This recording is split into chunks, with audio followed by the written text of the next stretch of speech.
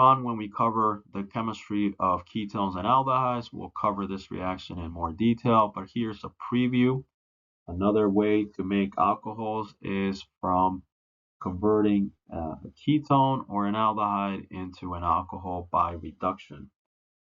Ketones and aldehydes contain a carbonyl, which is polarized as shown here, where the carbon has a slightly positive charge and the oxygen has a partial negative charge due to the electronegativity differences between carbon and oxygen. Carbonyls are therefore electrophilic at the carbon, and we can use various nucleophiles to attack that carbon. Some possible nucleophiles are hydrides. So here's a general example. H- is what a hydride is. That typically is considered a nucleophile that could add to the carbonyl carbon that would break the double bond and form a single bonded oxygen with initially a negative charge on the oxygen, which would react then with the hydrogen on the hydronium ion to convert it into an alcohol. So overall, we have essentially added two hydrogens across this double bond, converting the oxygen into an OH and converting the carbon into a single bonded carbon with an extra hydrogen.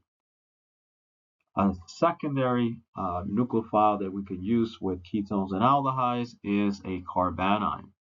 We're going to see later that could come from a Grignard or an organolithium. Carbanion is a great nucleophile that can add to the electrophilic carbon of a carbonyl. That would lead to breaking the double bond, putting a negative charge on the oxygen, which would once again react with the hydronium ion to pick up a proton and turn it into an alcohol. So overall, we have reduced the double bond into an alcohol, plus we have added a carbon chain. Depending on which carbanion we use, we would have different alkyl groups here.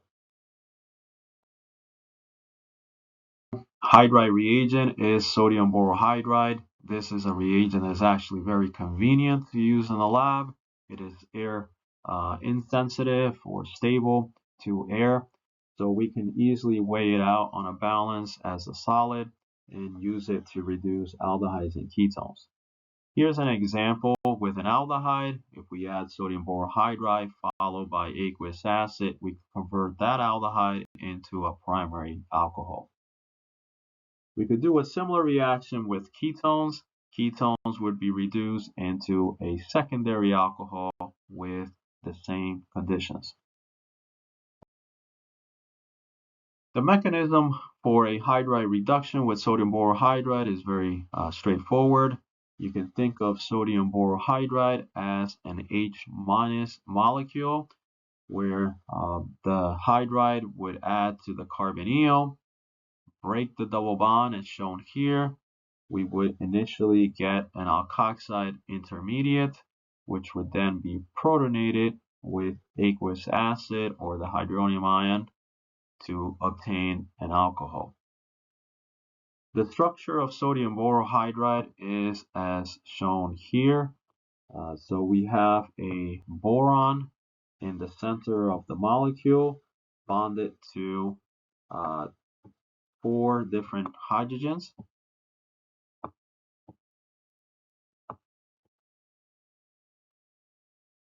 As a result, the boron will have a formal negative charge on it. So we would place a negative charge here on the boron. And again, you can get that from doing formal charge calculations.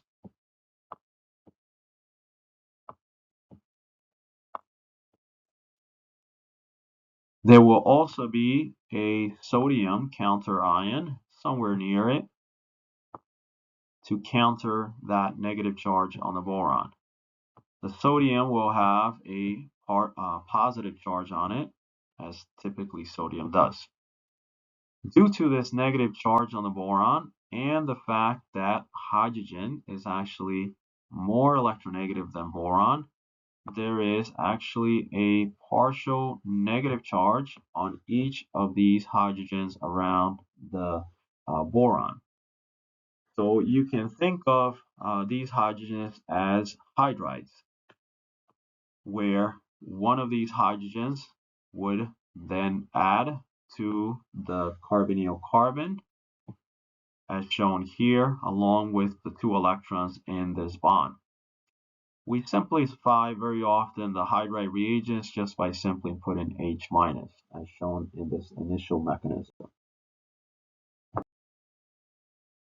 Living systems do not have access to sodium borohydride, but they can still do a similar reaction to this reagent by using a coenzyme called NADH. Related coenzyme is called NADPH, which has a phosphate group. These coenzymes are going to donate a hydrogen, as shown here, from this ring, which eventually gets converted into an aromatic ring. The hydrogen is donated as a hydride reagent to this carbonyl carbon and turning that ketone into an alcohol. Given that coenzymes and enzymes in general have stereochemistry associated with them, in other words, they're chiral, they can deliver that hydrogen from one specific side of the carbonyl, and therefore you get one specific stereochemistry for this alcohol.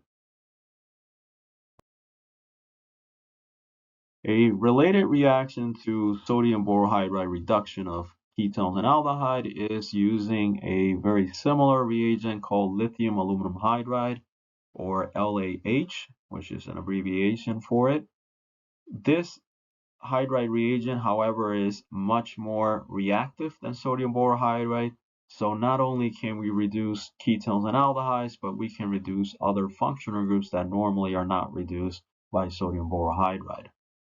Here's an example of an aldehyde being reduced by lithium aluminum hydride, followed by hydronium ion to protonate the alcohol. We would end up with a primary alcohol. In the second example on the slide, we have a ketone that can be reduced by lithium aluminum hydride into a secondary alcohol. Lastly, we have an alpha beta unsaturated carbonyl. So alpha position is the first carbon away from the carbonyl, and then the second carbon is the beta position. So this is referred to as alpha beta unsaturated carbonyl. That can also be reduced, the carbonyl itself, into a secondary alcohol without doing anything to the double bond. Hydride and lithium aluminum hydride are very similar reagents, except that lithium aluminum hydride is a much reactive hydride reagent. The reason for this is the fact that the difference in electronegativity between aluminum and hydrogen versus boron and hydrogen is much greater in the lithium aluminum hydride. So there is a slightly more negative charge on the hydrogens of lithium aluminum hydride, so it makes the hydrides more reactive. As a result, lithium aluminum hydride can be, in addition to reducing ketones and aldehydes, be used to reduce esters, carboxylic acids, and amides. Here's an example of a carboxylic acid being reduced by lithium aluminum hydride into a primary alcohol. We can do a similar reaction with esters and convert them into primary alcohols.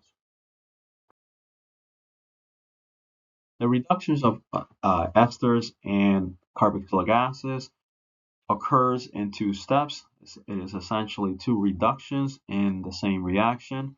It starts off with lithium aluminum hydride providing a hydride which will add to the carbonyl carbon, and it'll break the double bond to the oxygen, putting a negative charge on the oxygen to give us this intermediate, which would then collapse to reform the carbonyl and then eliminate this leaving group that is either from the ester or from a carboxylic acid.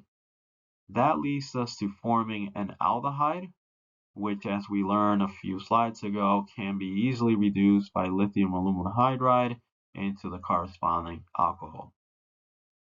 Lithium aluminum hydride is great for reducing a lot of different functional groups. However, you should be warned that in using this reagent in lab, comes with some hazards.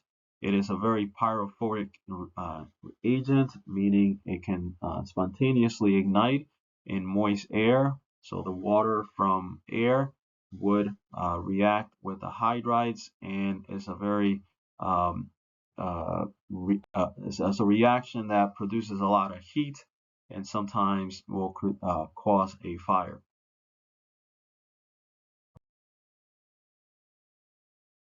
In this question, we want to try to predict the carbonyl compound that would lead us to this forming this alcohol if we were to do a reduction with lithium aluminum hydride on that carbonyl.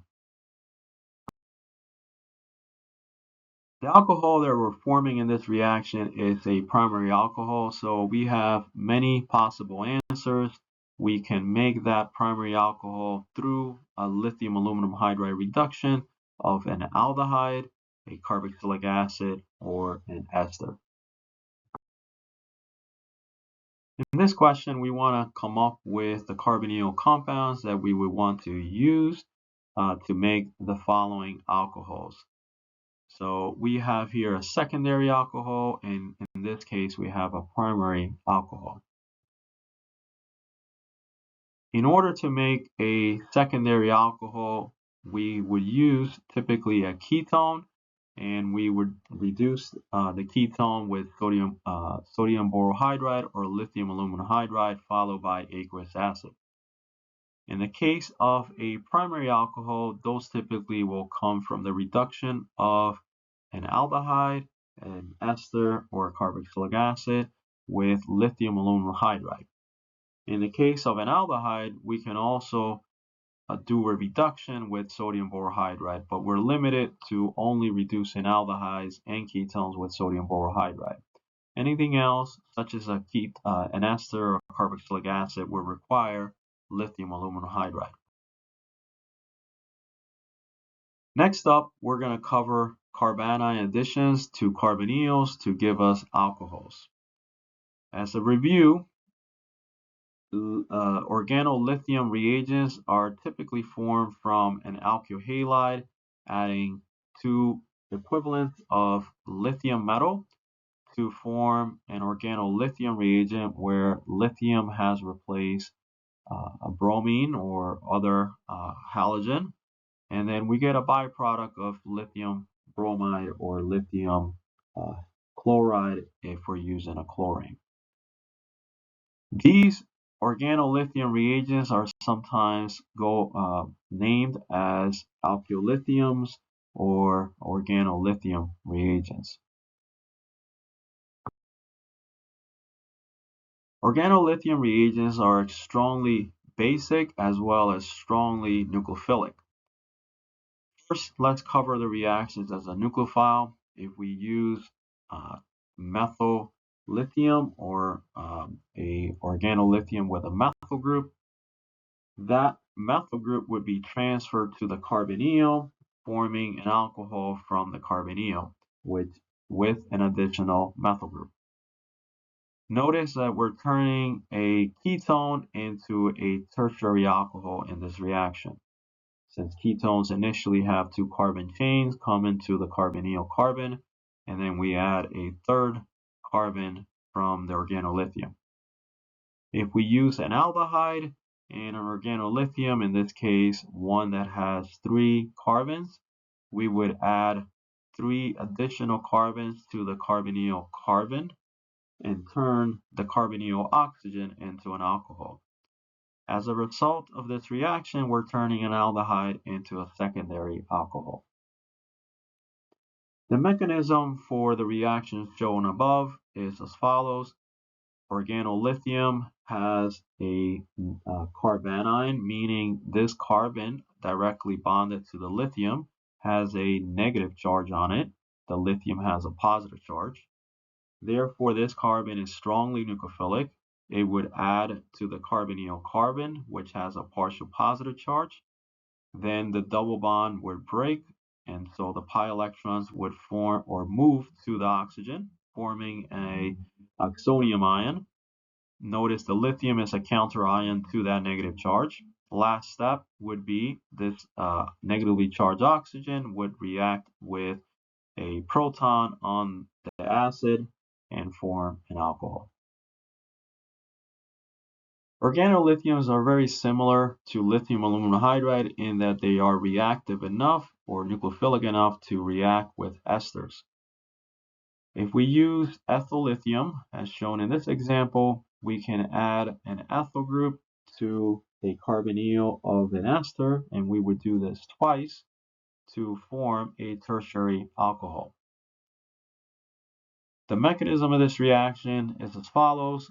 The negative charge on the carbon of the organolithium directly bonded to lithium would be a nucleophile that would add to the carbonyl carbon of this ester, leading to breaking the double bond and placing a negative charge on the oxygen shown here, which is previously on the carbonyl.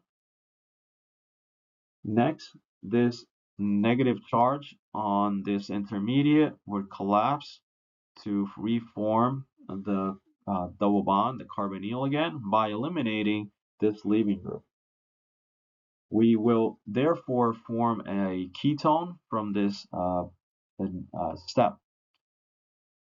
As we learned on the last slide, ketones can react with organolithiums to form a tertiary alcohol. So that is exactly what happens here. An organolithium would react or add to the carbonyl carbon, breaking the double bond, forming an oxonium ion once again. Unlike the previous oxonium ion on this mechanism here, this oxonium ion does not have a leaving group that it could eliminate to reform the carbonyl, so this intermediate sits around until we add aqueous acid that would protonate the oxygen and form an alcohol. Note that carbanions such as organolithiums are not only nucleophilic, but they're also strongly basic. So therefore, in order to use organolithiums, we have to avoid acidic functional groups in the reaction.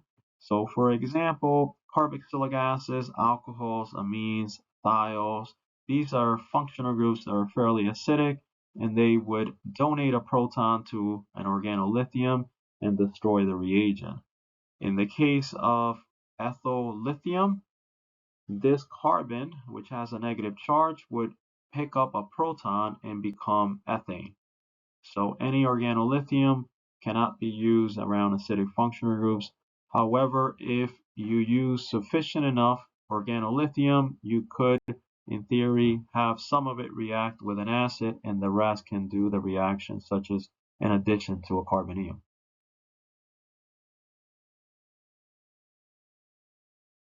Many organolithium reagents should be treated with a lot of respect since they're highly pyrophoric. They ignite spontaneously due to exposure to moist air.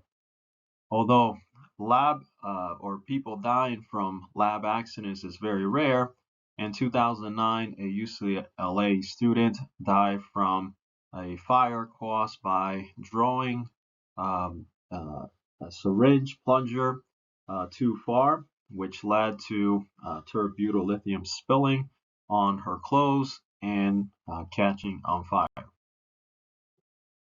Grignard reagents are very similar to organolithiums. They are actually formed in the same way. We take an alkyl halide, add magnesium metal to form the organolithium. Grignard reagents will add to carbonyls similar to organolithiums to yield an alcohol. Reagents are a carbanion, and so therefore they're highly nucleophilic and also highly basic. When we add a Grignard reagent to a carbonyl, the carbanion of the Grignard reagent will add to the carbon, which is electrophilic, and break the double bond of the carbonyl.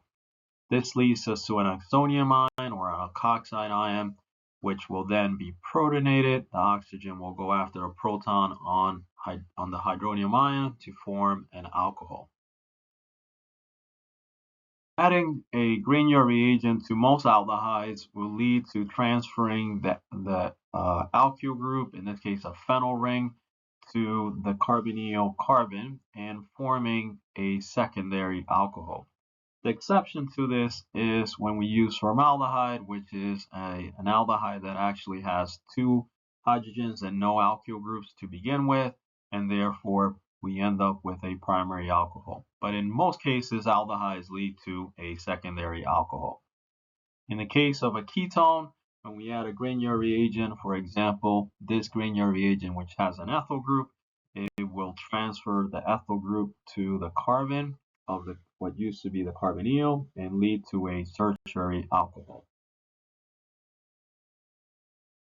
When we add a Grignard reagent to an ester, the addition occurs twice. In this example, a methyl group is transferred to the carbonyl, and we obtain a tertiary alcohol that has two methyl groups added to it.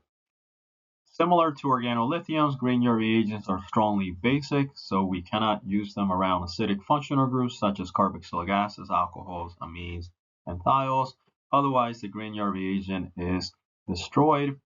And in the case of methyl organolithiums, methyl Grignard reagents, we would obtain methane when this carbanion picks up a proton from an acidic functional group.